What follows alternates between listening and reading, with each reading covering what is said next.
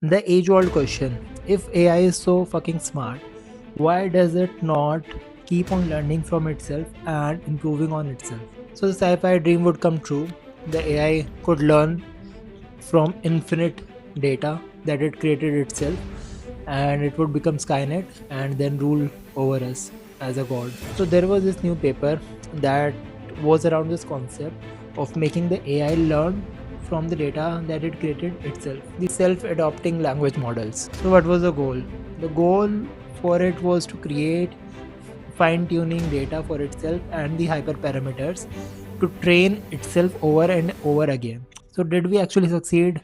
Chapter 1: The Infinite Loop. The framework these researchers actually used was quite interesting.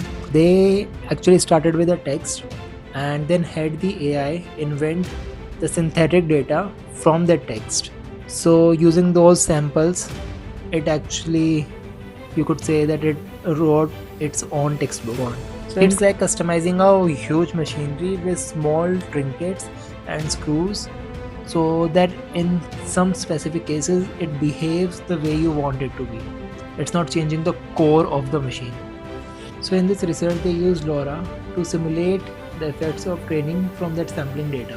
So they after that they tested if the LoRa makes the model smarter, they keep it. If the LoRa makes this model dumber than before, then they will trash it. So they do this over and over again, picking the winner, and the winner LoRa is used as the base for the next round of doing this whole process again. So they rinse and repeat this process over and over again, maybe 250 times, and now they have the perfect synthetic data. This is basically rejection sampling on steroids. So did it actually work? So the answer is surprisingly yes. The researchers showed that Quinn 2.5, a 7 billion parameter model, actually performed better than GPT 4.1, which was completely trained on this synthetic data, and it actually showed 14% improvement from the baseline. So that was quite a huge improvement. But the craziest part was the ARC benchmark. So what happened was that they gave the AI the tools to actually rotate, flip, and maybe invert the color of an image and then play with that data. This was done so that the model could learn new patterns from the existing data itself just by modifying it a bit. What happened was that a 1 billion parameter model that was having 0% accuracy actually improved to 72% accuracy in just 2 iterations. So this was quite surprising because the model was never given the answers to the solutions. It just played with the data that it created itself, and it got up to 72% of accuracy. That's quite huge improvement. Okay, so now we have gone over the fantasy of AI learning from itself. What's the reality? The reality check is that it's not so simple. We were hoping that it would turn into a singularity, learning from itself, but it didn't. The thing is that the performance improvement plateaued after 2 or 3 iterations, and it happened quite fast. We couldn't go faster than this or above and beyond than these iterations. So what happened was that the novelty in the data that it was creating went down way fast, and you just can't keep on creating new patterns with the existing data. You need to feed something new, to train something new. Then comes the important concept of catastrophic forgetting. So what is catastrophic forgetting? This is the concept that you keep on teaching AI something and you keep on posting those post-it notes onto it to keep it training onto new data, but once it learns the new thing, it will forget the old thing.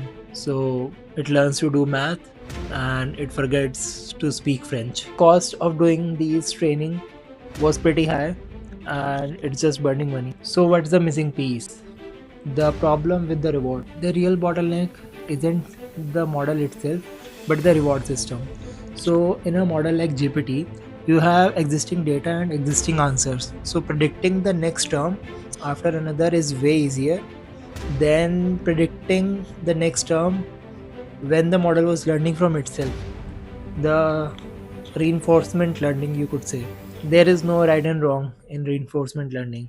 To improve effectively, you have to know whether you are doing good or bad in terms of exact rewards. So in games like AlphaGo and Dota 2, the systems are pretty clear. You win according to certain rules and you lose if you don't follow those rules. The win and lose has a clear distinction between them. But in the real world, it's way difficult to determine what's good and what's bad and to give the reward for something abstract.